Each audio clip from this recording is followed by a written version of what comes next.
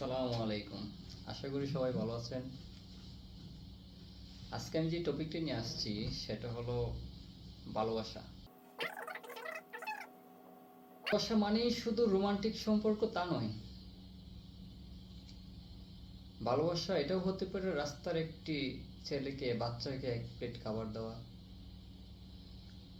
ভালোবাসা এটাও হতে পারে পাশের বাসার অসুস্থ পাশের বাসার অসুস্থ মায়ের জন্য ওষুধ কিনে নেওয়া। সেটা আপনি আমি যে বাসায় থাকি সেই পাশের বাসার, অথবা এমন ফ্যামিলি আছে যাদের ছেলে সন্তান নেই, তাদের জন্য নিয়ে যেতে পারি ওষুধ কিনে।